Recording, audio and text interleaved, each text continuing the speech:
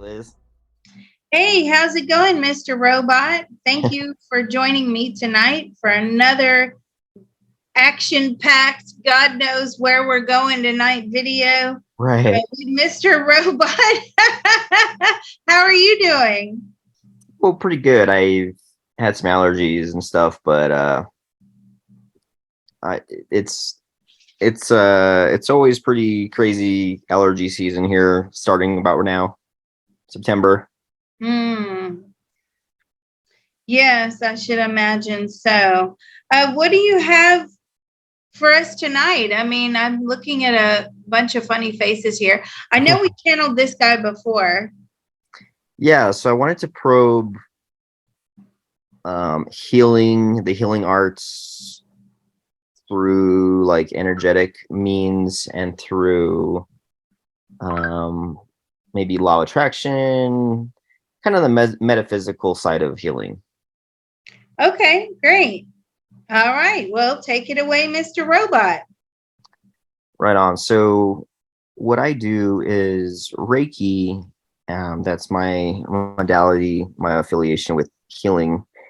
And Dr. Usui is essentially the founding father of Reiki, just a stylistic approach to energy healing. There's other ways that people can heal themselves with energy, and I can't really think of all the different ways that, or the names of them, but Reiki is a big one. Mm-hmm. And we've actually pulled in Dr. Usui a couple times. Can you get a connection to Dr. Usui? Yes, I have him. Mm-hmm. What is he spending his time right now doing? What are you spending your time doing right now? Healing the masses in the spirit world. So is he focused on the spirit world more so than the physical world right now? Yes, that's correct. And how do spirits find him for help in the spirit realm? He does some sort of connection. It's some sort of meditation that he does where he allows spirit to come down and, use him as a portal, basically. But he does offer healing. Yeah, and I'm just trying to wrap my head around like the idea of separate identities in spirit. Can you ask him if he, is just a soul identity in spirit? Just a soul identity in spirit. That's correct. I mean, from his point of view, can he see other spirits passing by, or is he alone unless he wants to see other souls? Yeah, he's like holding court. It's almost like he's the teacher. Okay, yeah, interesting. And let's just find out a little bit more about that. Is he in a astral body? No. Is he just free-flowing consciousness? Yes, that's correct. Yeah, that's so weird. I'm trying to wrap my head around that. But anyways, he was gifted the concept of Reiki. Reiki is Japanese for life force. And he was fasting and on this mission in the mountains, supposedly, and like it's called, I don't know, it's called like the 1,000-petal lotus awakening or something. He supposedly saw like all these lotus flowers from his third eye and was gifted from source like how to do Reiki energy healing. Can you ask him if that's how it happened?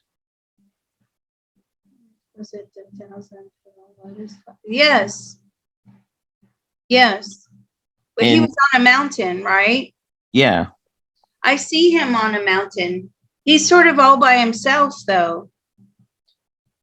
yeah, ask him if he got the gift at sunlight when the sun hit him. Did you get the gift? Sunlight hit you. That's correct. Well, that's cool. That's basically what the books say about his awakening moment. So Yes, but I feel like he always had the gift. He just needed to find it. oh, okay, interesting. So another interesting thing from some literature is that he would actually heal people with each appendage. So he would put like an arm on each person, like one hand on one person, another hand on another person, and like a foot on another person, and like another foot on another person, because he was channeling so much energy. Can you ask him if he used his arms and feet to heal different people at the same time? Use your arms and feet to heal people at the same time. He tried to, yes. Did that work as well as he thought it would? That work as well as he thought it would. No. Ask him if the energy flows best out from the hands. Does the energy flow best out from the hands? No. Ask him what would channel the energy better than the hands. What channel energy better than the hands? The heart. Ask him if it's hard for a physical being to direct energy from their heart. Is it hard for a physical being to direct energy from their heart? No. So, and just to clarify, ask him if you would basically not use your hands while healing someone and just use your heart. Use your heart to heal someone with your hands. What? Wait a minute. Can you use your heart to heal someone and without using your hands? No. So I get what he's saying here. Okay.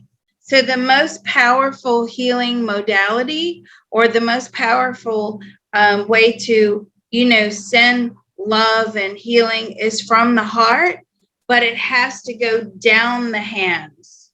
Yeah. Okay. And so ask him if it's the heart chakra. Is it the heart chakra? Yes, that's correct.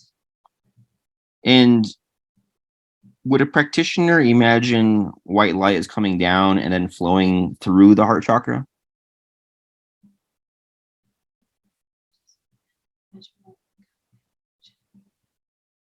No. Okay. You have to use your energy to magnify the love. You don't have the source energy coming through and coming out. The most powerful way is for you to send your own energy into that person. Now, there's a lot of problems with that. Okay. The problems that I'm getting are you're going to deplete your energy, and also you're going to create such an exchange with that person that if they're ill, you're going to absorb their illnesses. And he's agreeing with me. That's correct. So how would we do this then to best protect ourselves?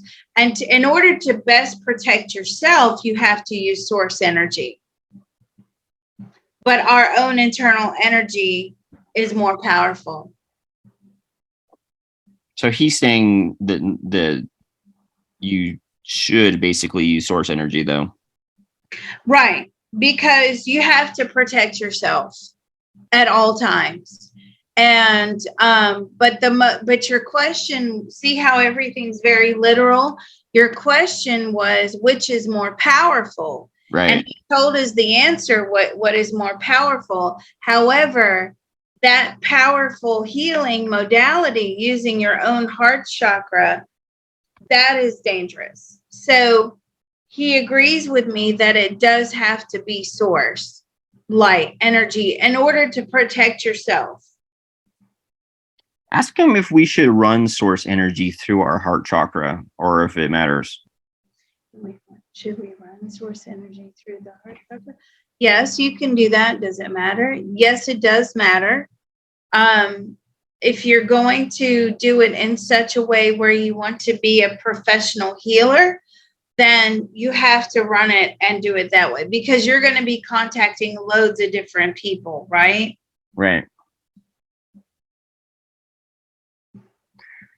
Interesting. So yeah, it's just some more background for everyone listening. The concept is if you practice Reiki, then you've either been gifted it like Usui has been, or you've been attuned. And when you're attuned, you engage with another practitioner and they open up your top chakra.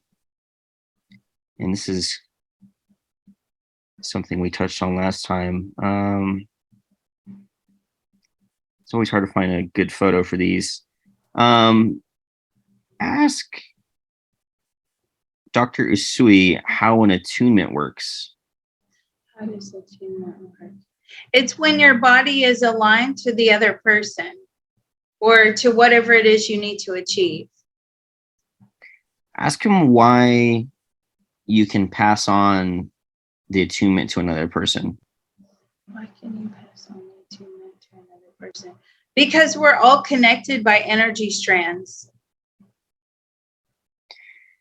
But when you're attuning someone, if you're really just a medium for the energy.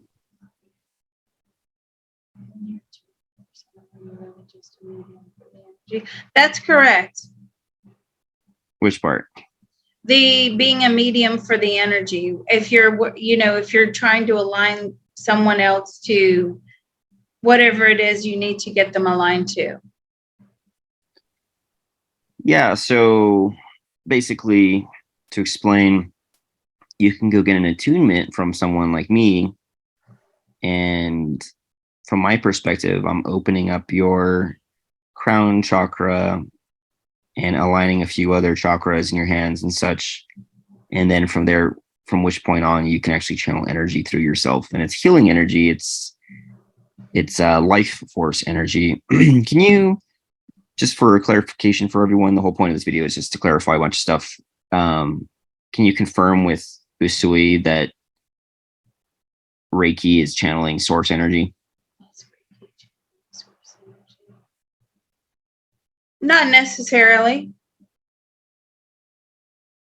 Or it's channeling energy, but it may not come from source. Interesting. You have to make sure it comes from source. So, okay, that leads to this. When ask Dr. Usui if someone uses this symbol, the Chokure, does this allow a practitioner to tap into source energy? What is it called again? The Chokure. Chokure. Is that source energy? Yes. How would you use that? So yeah, you actually draw it in the air. So you do a swoop, a down swoop, and then spiral. And what's interesting is me channeling energy is I can feel it flowing, but not too much. But as soon as I draw the symbol in the air, it's kind of like getting plugged in like a light bulb, and you just start glowing. You can feel the energy just starts flowing through you really quickly. Ask him why that happens. That's interesting to me. Let me tell you why. Because in remote viewing, in order to connect to the target, the matrix, whatever it is you're connecting to, right? You draw an ideogram. So the fact that you do this etherically, or not etherically, but just, with your, because I'm doing it, and I actually don't feel any different from doing that. Mm-hmm.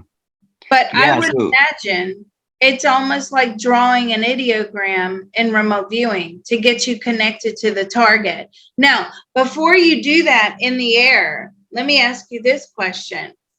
Do you already know what your intention is at that point, or is it just you do it off the cuff? Well, I would say it's simultaneous. I draw this as I ask source for energy to flow through me. Okay, so you already set the intention for what you want to do. Yeah. And you're drawing that in the air, right? So it's almost like that helps you connect to the target. I would say it's very similar to remote viewing and doing ideograms. What did you want me to ask him? Ask him why the Chokurei symbol makes energy flow through you more.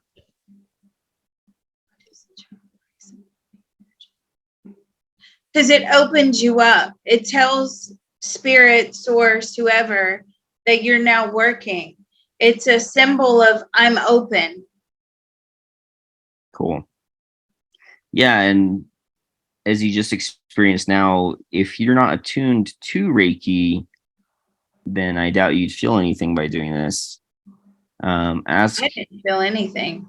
Yeah, ask Dr. Usui if people who aren't attuned could feel energy from the Chokurei symbol.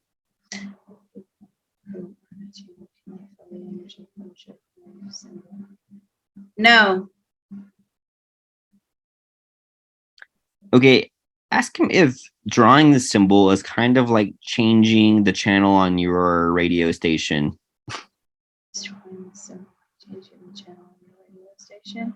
No. Yeah, so I always think of this as I'm like turning a knob on a radio station and I'm tuning into a different frequency. Ask him if Reiki energy is just a different frequency.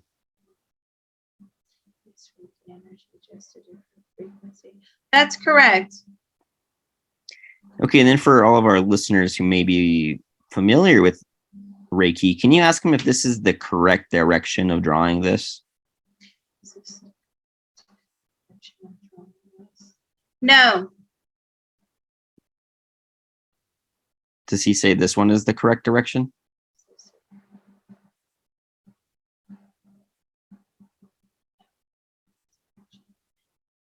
It depends if you're left-handed or right-handed.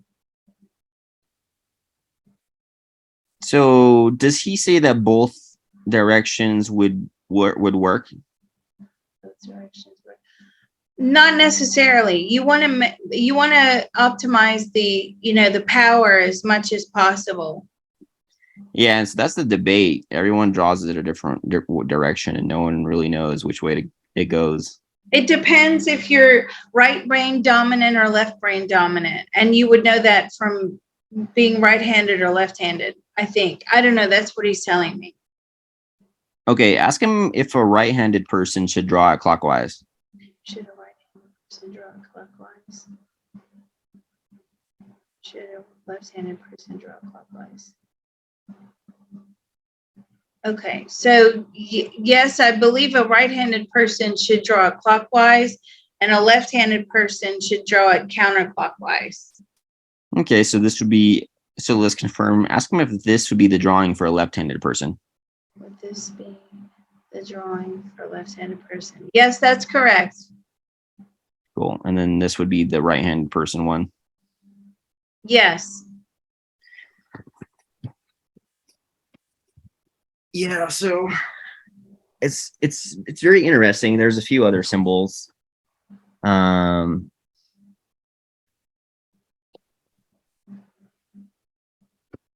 what exactly do all these symbols do? They just connect you?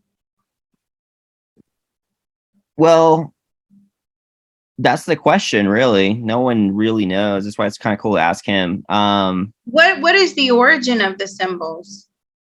Oh, well, it's just Japanese symbolism, really. Like Reiki, the Chokurei means like this is the power. So this is what I use when I start. And it allows a lot of energy to flow through me, basically.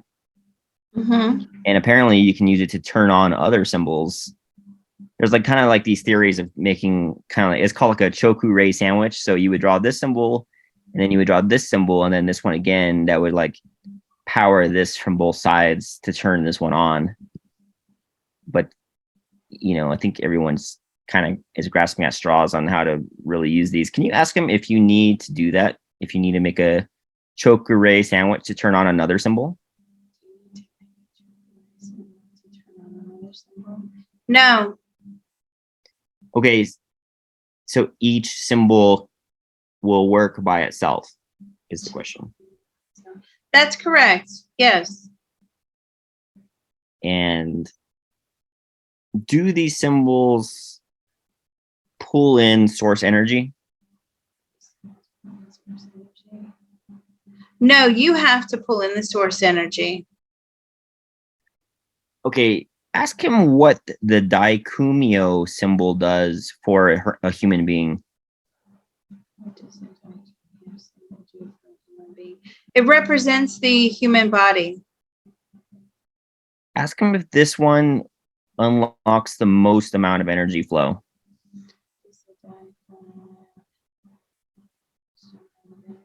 Yes. But I also feel that second one is very powerful as well. The Seiheki. Yeah. This is the only one I don't use because it's too hard to remember. Yeah. Because all these other ones you memorize them as if you're writing them, but this is too much for me. But ask him if the Honshaze Shonen, this one, can actually heal past and future self. All of these symbols are just like a representation of you to connect. Okay. The actual healing comes from you yourself. Yeah, so it's basically the belief of Reiki practitioners that these unlocks basically different gifts and they're all kind of different. But ask him if you need to use different symbols or if you could just use one for everything. It's entirely up to you. It's which symbol makes you feel most comfortable, which symbol makes you feel more powerful. It's whichever one you align to the most. Yeah, that's really interesting. So like I've attuned people, which means you grant them, the ability to do this. And you start with this, and then you use the master symbol, and it kind of like attunes, it gets you on the same wavelength, is what the belief is. Ask him if you need the Daikumio symbol to attune someone. No, you don't need any symbol to attune someone. So could you attune someone just through pulling in Reiki and source energy and intention? Yes. Well, that's fun. I should try that as an experiment. If someone wants to contact me, if someone wants to be attuned, we can do an experiment just through intention alone. Wow. Okay. But I do offer normal attunements, which are more foolproof and less experimental if someone is interested in those as well. But anyways, so that's and Reiki. You contact Mr. Robot by emailing moongrass777@gmail.com. Yes, thank you. So Reiki's pretty interesting, but there's really not that much to talk about with it. We're pulling in source energy. Let's see what else we can ask him real quick, though. Ask Dr. Usui if miracles have ever happened through Reiki energy healing. Miracles ever happened through Reiki energy healing? Yes. Ooh, let's try a personal question. When I'm doing Reiki, I can feel a lot of energy like in my liver area. Can you ask him what that is? Energy in his liver area. Can you explain what that is? That's where you connect. Ask him if that means that I have some issue there. Yes, that's correct. Yeah, so that's what's really fun about Reiki is you can literally feel it like burning something away, which might be scary for some people, but I actually really enjoy it because it's working.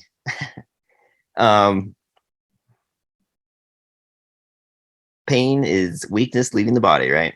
Okay, so let's pull in Saint Germain, if you don't mind.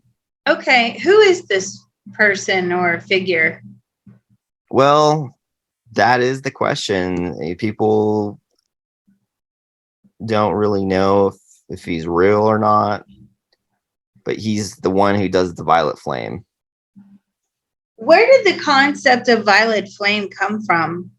Yeah, so that's the weird part. I'm actually a bit skeptical on the whole violet flame thing, but I've used it and it works, so I can't be too skeptical, but it seems like it's just ancient texts, really. I don't know. Let's ask Saint Germain if do you have a connection with Saint Germain? Yes. Ask Saint Germain if he ever existed or is just a construct. Did you ever exist? Did you ever exist on the earthplane? No.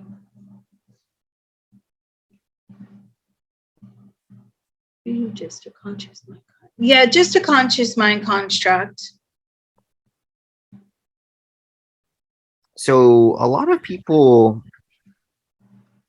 heal by using the violet flame. What is this construct's perspective on the violet flame?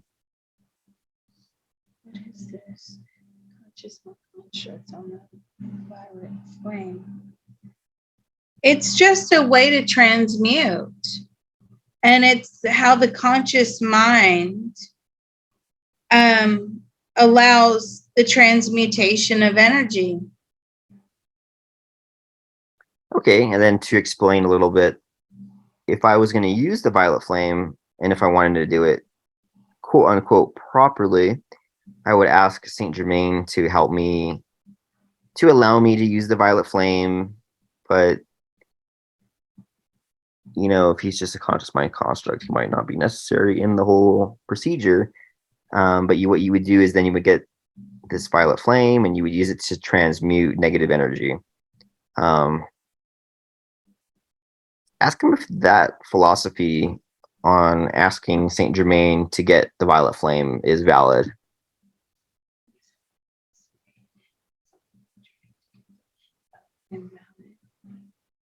I mean, it's one way to do so. Yes. But do people need to ask Saint Germain for the violet flame? No, they don't have to do that. Okay.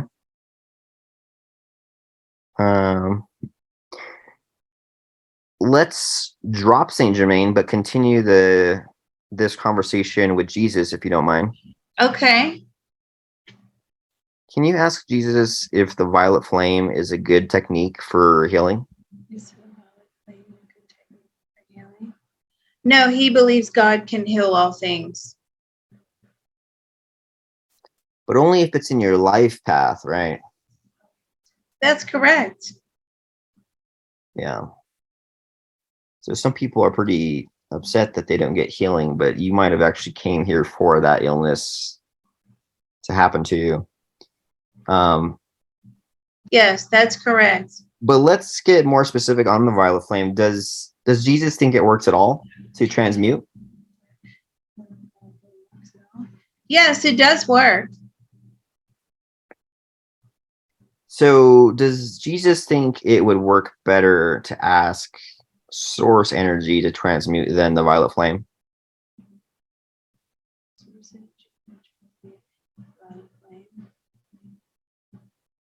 Which works better, violet flame or source energy? I mean, source energy is great. It always works better, but some people are much more comfortable using the violet flame. Yeah, a lot of people, for any kind of religious reason, essentially just believe that the violet flame is just this thing that just works. So ask Jesus what humans can do to make the violet flame work better.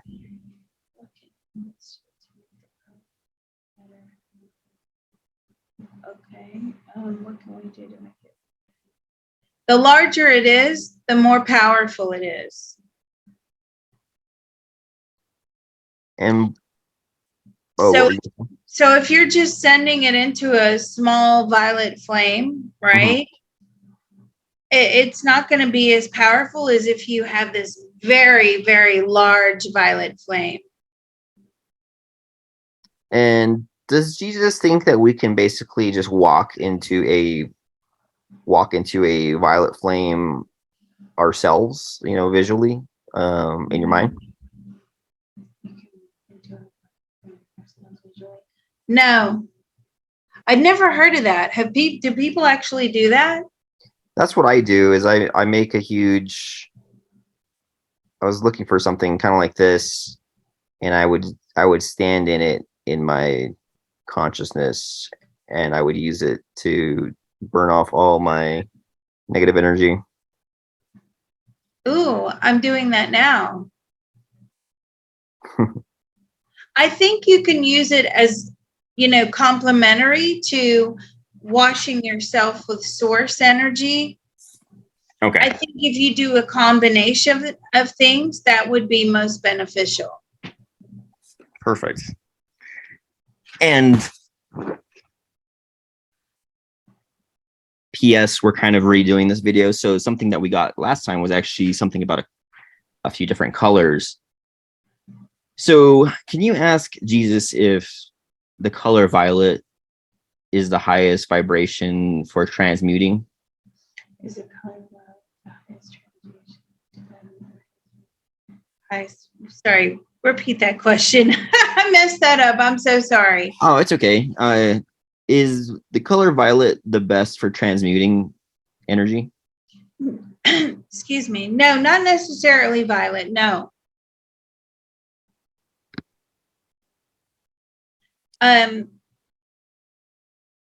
It's almost like, when you're looking at a flame, that part that's closest, if you say a candle wick, you know what I mean? Where it's all different colors. And yes, it does have a little bit of violet to it, but it's also blue.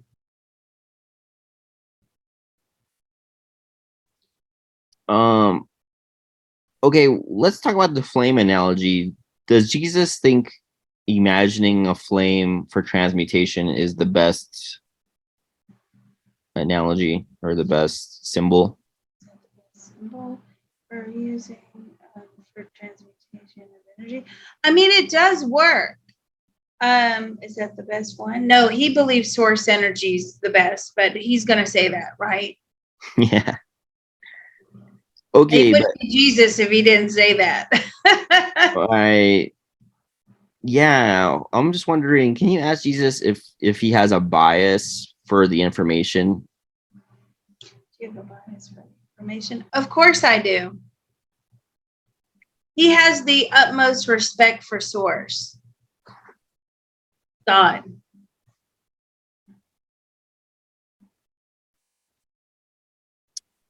And ask Jesus how energy healers could heal more quickly, how to heal people more quickly.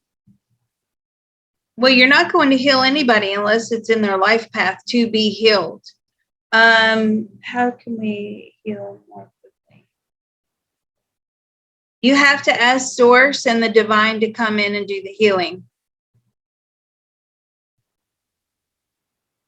And is that much different than prayer? Is that much different? Okay. Absolutely, yes. Okay. Interesting. And what does Jesus think about Saint Germain? What do you think about Saint Germain? Never existed. And what does Jesus think about Archangel Metatron? What do you think about Archangel Metatron? Never existed. Does Jesus think that Metatron as a construct helps people? Do you think that Metatron has a construct? Yes. Does Metatron itself help people, or is it people's beliefs? Does Metatron itself help people, or is it people's beliefs? Metatron, the collective. And does Jesus think that Metatron has a soul? Do you think that Metatron has a soul? No. Currently? Currently, does Metatron have a soul? No. That's weird, because one time we got that Metatron acquired one after being useful to Source. Let's ask Metatron. Did you acquire a soul? Yes, I do believe at one time it did. Do you still have a soul now? No, that's a negative. Okay. And ask Metatron. We don't have to probe Metatron too much. I know it drains your energy to do that. So we can just ask Jesus if you want. Okay. Ask Jesus why Metatron lost its soul. Why did Metatron lose its soul? Because it was only there to do a specific job for a specific time. And then in order to give Metatron the experience of having a soul, and then it was then released. And where did that soul go? I knew you were going to ask that. Where did that soul go? Back into spirit world. But so is there a soul version of Metatron walking around the spirit world? Is there a soul version of Metatron walking around the spirit world? No. No, there's just a soul that occupied Metatron for a little while and then vacated. Okay, what does Jesus think about Reiki attunement?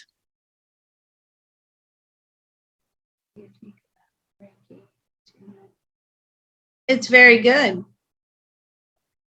Does Jesus believe that Reiki healing is pulling in source energy? Source energy. If you request and ask for it to, yes. Cool. It all has to do with intention. Does Jesus think that most energy healers are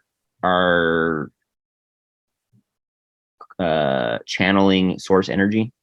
Do you believe that most energy healers are channeling source energy? No. Are they as good of healers though as people who use source energy? No. They're not as good. So a lot of people don't really know what they're doing and they just feel the energy flowing. So it's interesting. I've had people come through for readings that, self-appointed healers, and Right. they didn't ever have any formal training, and they made themselves very, very sick. Oh, definitely. Ask Jesus. This is making me think about Kundalini. Ask Jesus what Kundalini Awakening is. What is Kundalini Awakening? That's a conscious mind construct. Ask Jesus why people may experience snake-like energy through their spine.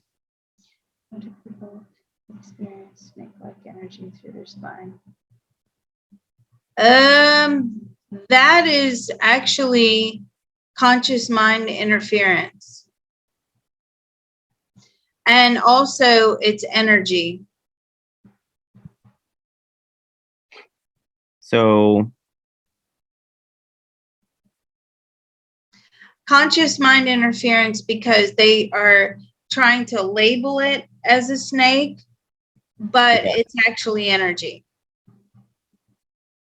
So, okay, ask Jesus why someone going through Kundalini would do mudras. What are mudras?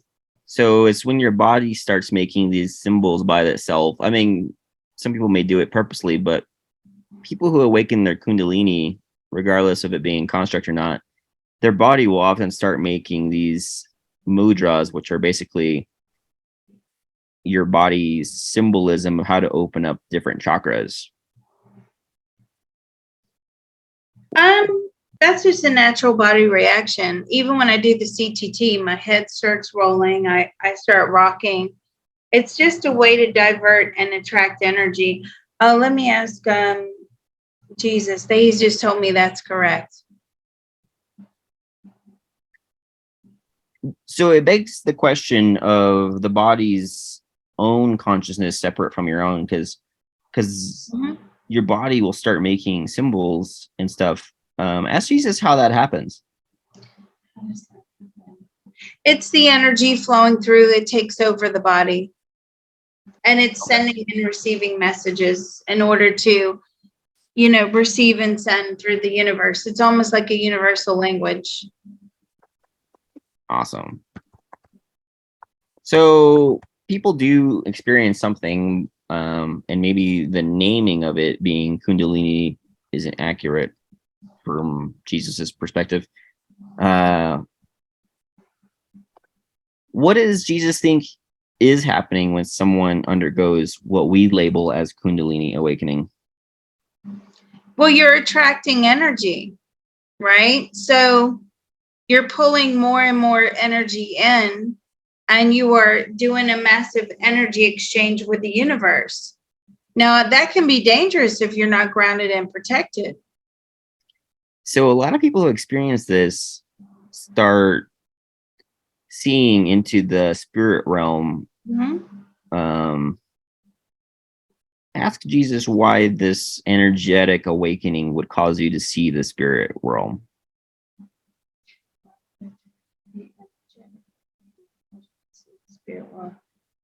Because what else are you going to look at? Outside of a human body, it's spirit. Yeah.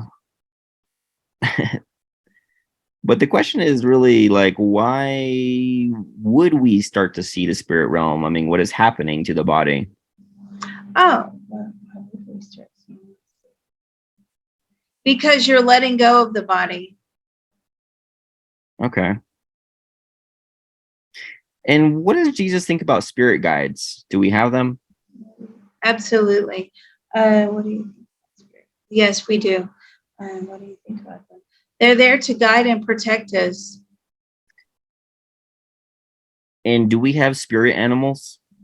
Do we have spirit animals? No. And what's the symbolism of seeing white animals in dreams? What's the symbolism of seeing white animals in dreams? That your heart is pure. Oh, that's very interesting. I always thought my white animals, my dreams, were my spirit guides. No. And what does Jesus think about light language? It's very possible. So, can you explain what light language is, please? Yeah, I'm trying to find someone who's doing it. It's pretty weird. So it's basically like pure channeling. And it would sound like gibberish to a normal person, but apparently they call it light language. Can you ask Jesus if light language is something that actually happens where people can channel it? Yes, that's correct. So I've definitely heard this girl before. I'll play a clip.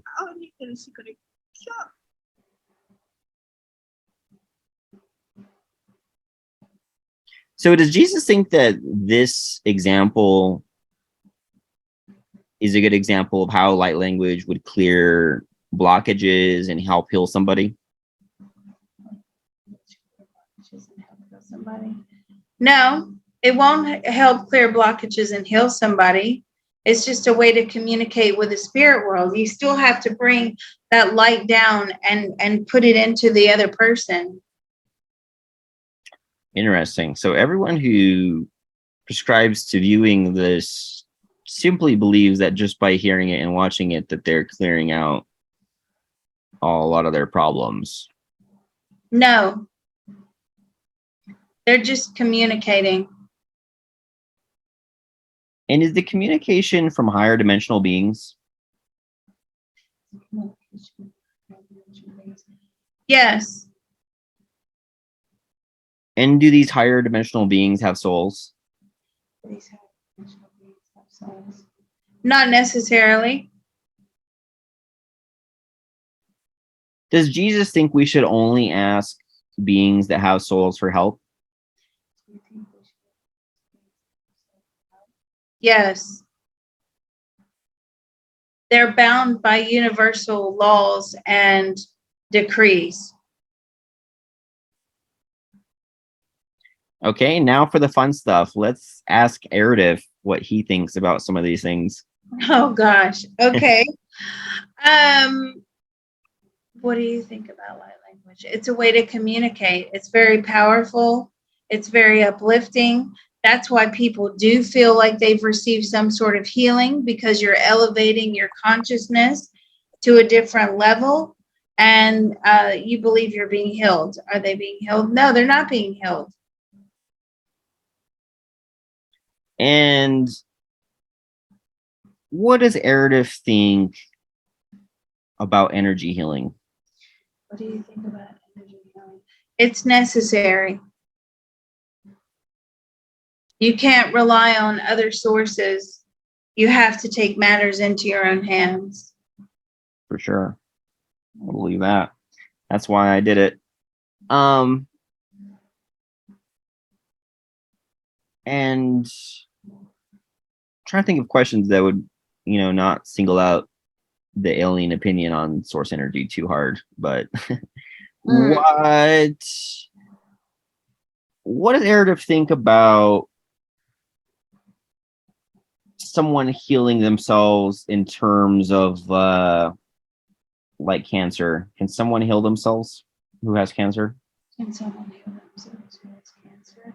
Yes, that's very possible. Let me ask Jesus, can someone heal themselves that has cancer? Yes, source can heal somebody who has cancer. Awesome. And what does Aerative think about the process of Kundalini awakening? What do you think about the process of Kundalini awakening? It's awesome. And ask Aerative what happens to the human body in Kundalini awakening. What happens to the human awakening? It's as if you're dropping the body. You're saying to the universe, I'm dropping the body. Okay, here's a cool question for Aerative. Ask Aerative why your back would pulsate when you turn on your Kundalini. Because that's where the communication is coming in. Does the communication trigger your muscles? It can, yes. Yeah, so that's when I know that my Kundalini is opening, because I will feel my back will be pulsating. It's all fun and games at the beginning feeling, but if you really unlock it, your whole body's vibrating and it's pretty intense. So what does Aerative think about astral travel? That's a good question. It's necessary if you want to connect and communicate. Okay, ask Aerative if there's a difference between people's reports of astral travel and their dreams. Like, can people differentiate, leaving your body, or people are just dreaming it happening? Yeah, they're just dreaming it. They're dreaming. Yeah, so a lot of people practice this, and the big question is, are you just imagining it? So ask Aerative how someone can astral travel and have it not be just a dream.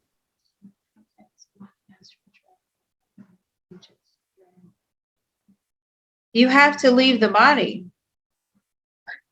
And you have to carry the body with you in order that you can get back in.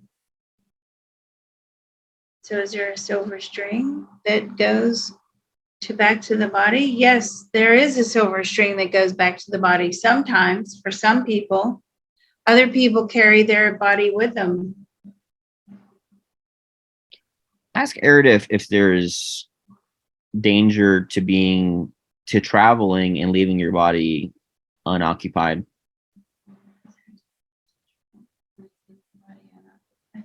Yes, it's very dangerous. Is that how people become possessed? Yes, that can happen. Yes. Okay, and then since you have Good Jesus, question. ask Jesus what happens during a possession. Yeah, that's during possession. Something takes over your body. But what is a demon from Jesus' perspective? The dark. So we've established Jesus doesn't see that there's a hell. I really don't get the whole dark agenda. Can we try to dive into that? The dark agenda brings life lessons in, right? But when we cross over to the other side, we're automatically accepted with love and grace into the spirit world. Yeah. Does darkness exist in the spirit world? No. Darkness does not exist in heaven. It really only exists here on earth. Does it exist? Oh, darkness. And in the universe, in certain parts of the universe, yes.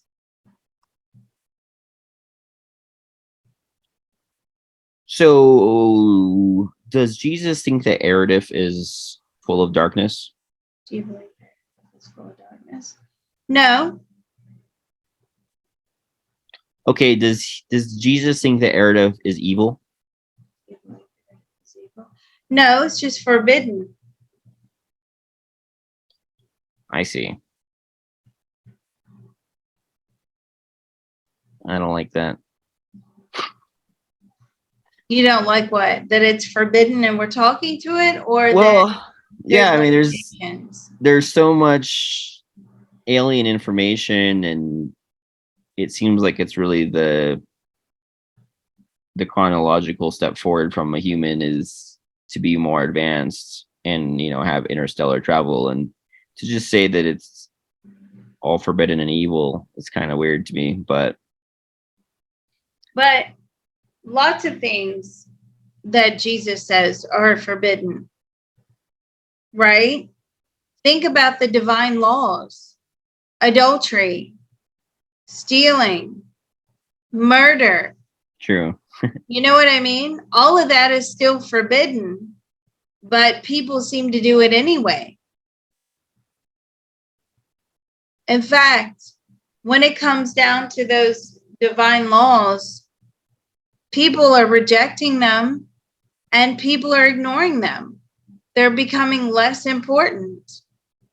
Yeah, so let's touch on that. People in general are a lot less likely to be religious now than, let's just say, 50 years ago. Can you ask Jesus what his opinion is on the lack of religion in society? That's a good question. What is your opinion about the lack of religion in society? It's a dangerous recipe for disaster. It's dangerous. So will God come down and teach us a life lesson to make us all become religious again? I mean, the universe is trying that. That's part of the big C word that came out of you know what and you know where. Yeah, I was gonna I get on can't that. say that, right? We can't talk about that. We will get banned. But that's one way to make us all more religious, to put life into perspective.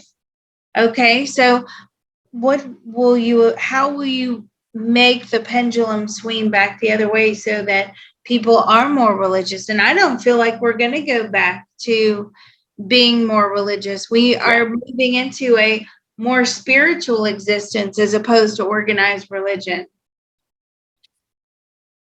Okay. Does Jesus like people being spiritual? Do you like people being spiritual? No. Because I feel like we've touched that he, enjoys Buddhism, and I feel like Buddhism is kind of just being like spiritual and mindful of your path towards ascending. You're right. And I understand that. Now, Aerative says that's the way forward. We're all going into this more spiritual existence, which will expand our consciousness. Yeah. That's what Bashar says as well. Oh, really? Oh, okay. Can you ask Jesus if the new way of the world means that people won't ascend as easily? Oh, that's a good question. Does the new way of the world mean that people won't ascend as easily? Is that correct? It's sort of like half and half correct, right? Okay, well, here's the question then. Do you need to be religious in order to ascend, or can you just deal with your life lessons to ascend? What do you need in order to ascend? Religion? No, you don't have to be religious to ascend. What do you do? Just process. Processing life lessons is consciousness expansion. Will that help you ascend? That will help you ascend. What is it that we need for us to ascend? It's like the basic set of human ethics, right? Mm-hmm. So what Jesus is saying is, as long as we're ethical and focus on progress, that's kind of the way forward. Right, but then you have to define what is ethical. And who can define that? So organized religion defines what is ethical and what is not ethical. But now we'll be making up our own definitions of ethical behavior.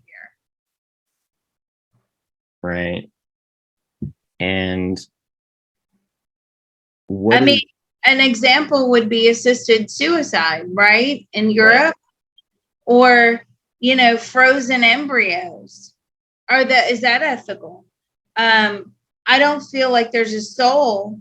And I've just asked Jesus, is there a soul in those embryos when they're frozen? And there isn't. But then we are, again, without religion, defining our own ethics.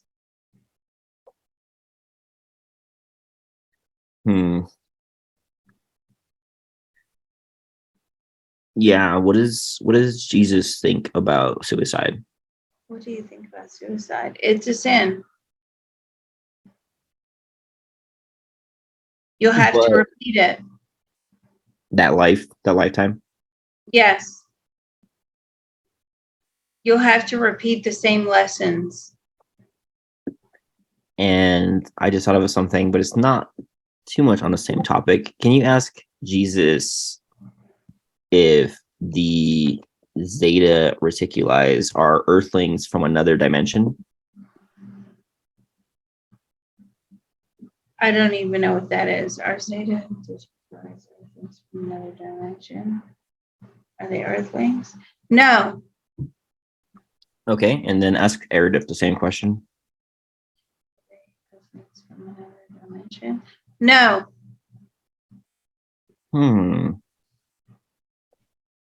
Interesting. Okay, let's ask Aerative something. So we got recently in a probe that there was no life under the surface of Europa, but I was just watching something with Bashar, and we were probing Bashar, but in the probe we got a no, and then on the full channel we got a yes. So let's see what Aerative thinks. Is there life under the surface of Europa?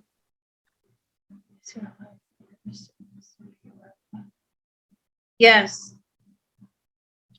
And is it Like an amoeba. and is it a carbon-based life form? Is it a carbon-based life form? No. Is it silicon-based? It's a silicone-based. Yes, that's correct. Ooh, that was a guess in the dark. What made you suspect it could be silicon? I feel like that's what a movie would say. That's like the Sci-Fi Channel speaking. Oh, okay. Okay, now let's get on that. What does a silicone-based life form look like? What is a silicone-based life form like? Right now it's just like a cell. And does that life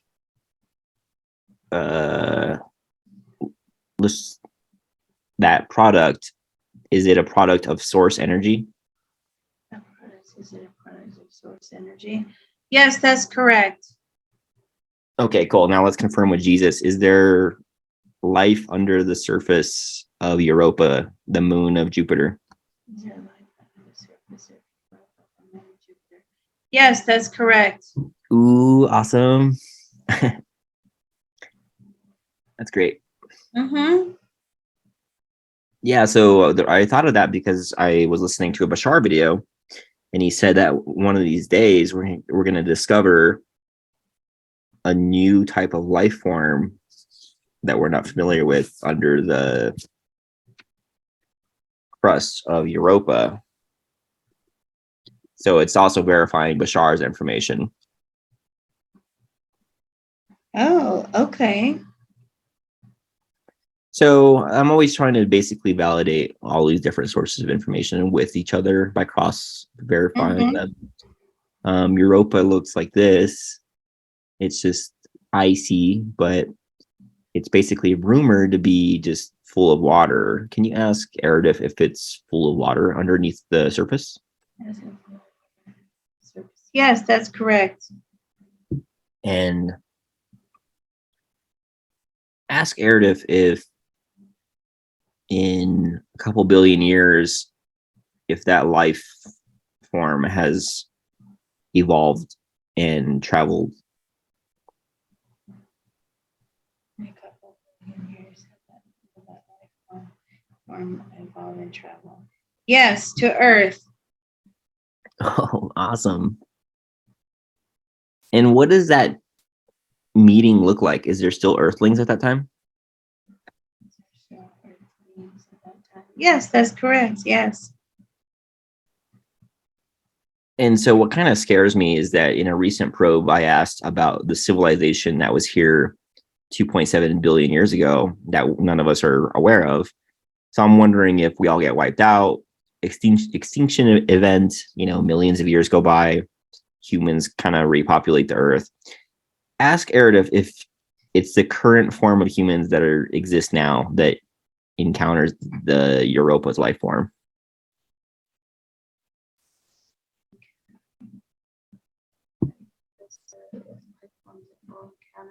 No, we'll encounter much more advanced life forms. Okay. Ask Aerative what the first interaction looks like and what year it is in with humans and aliens publicly.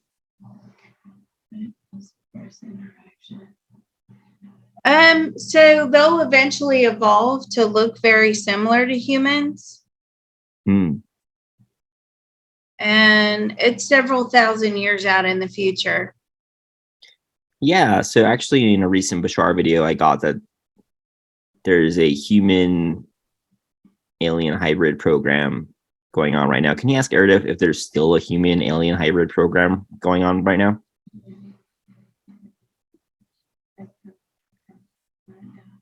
Yes, that's correct. Is it on planet Earth? It's not on planet Earth. Do a lot of those experiments happen on the moon? Do a lot of those experiments happen on the moon? No.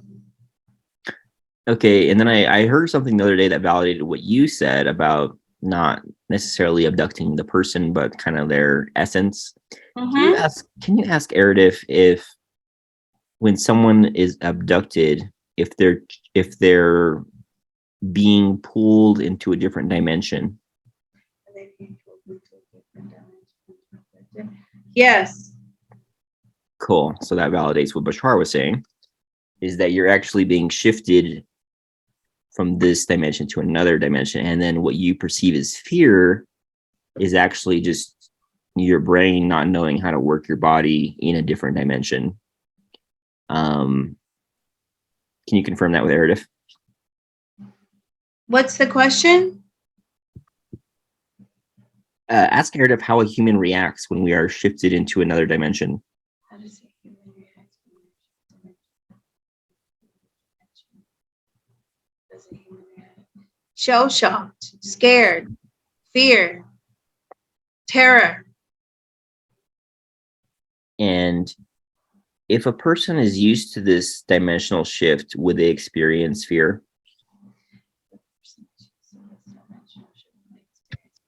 No. And is Aerative in the same dimension as Treb?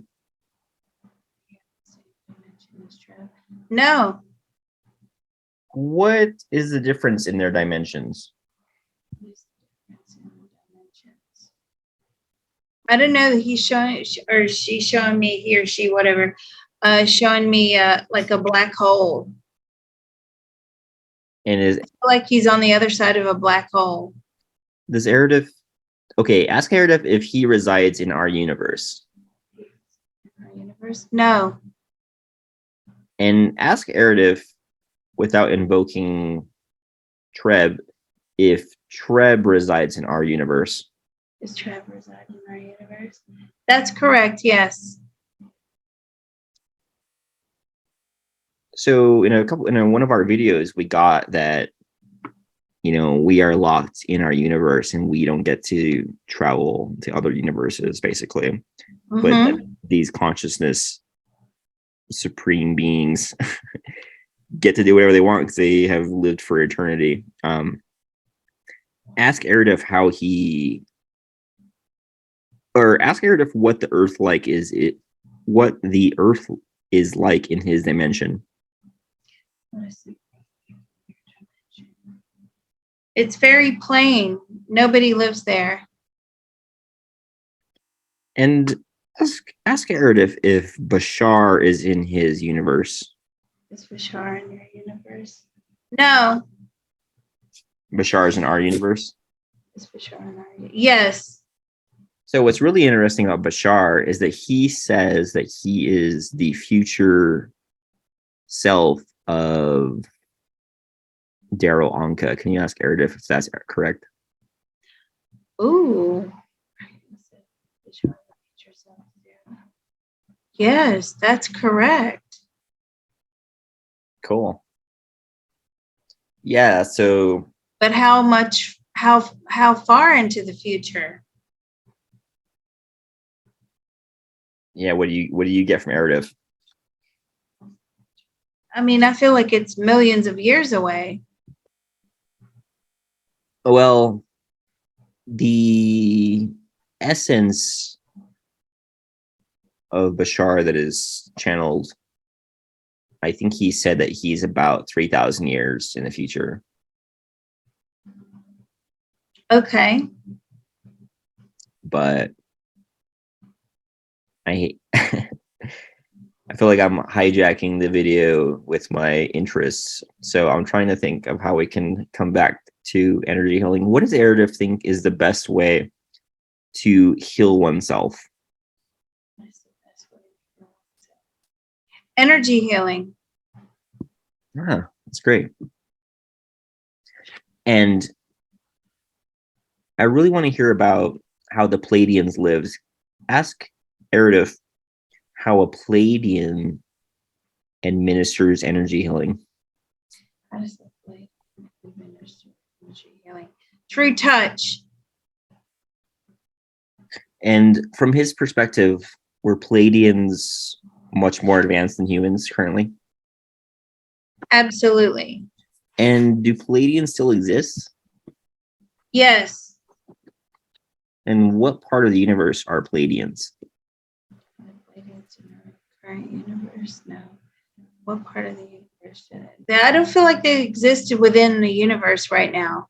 But you see, they can move freely. They can go wherever they want to go. So just because they may be in the universe today doesn't mean that they're in the universe tomorrow. Right.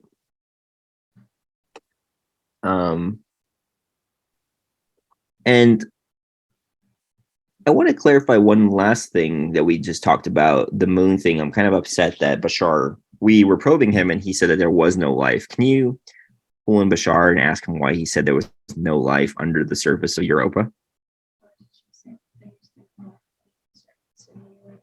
It was the way that the question was asked. We were, it was a difference of literal, it was a semantical error. Yes, that's correct. Yes. You have to be absolutely watertight with your questions or everything's taken very literally.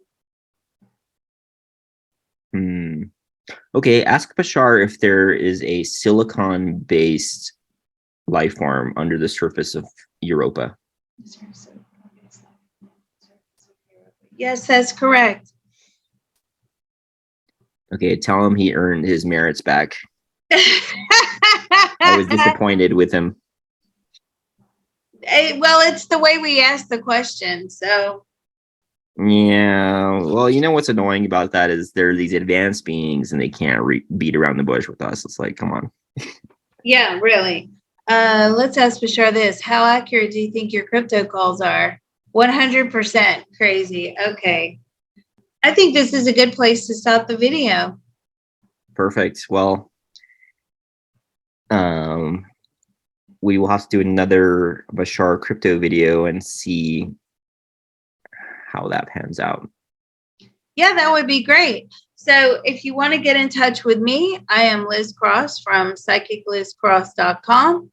And if you want to get in touch with Mr. Robot, please email Mr. Robot at moongrass777@gmail.com. Thank you for listening. Perfect. Thank you.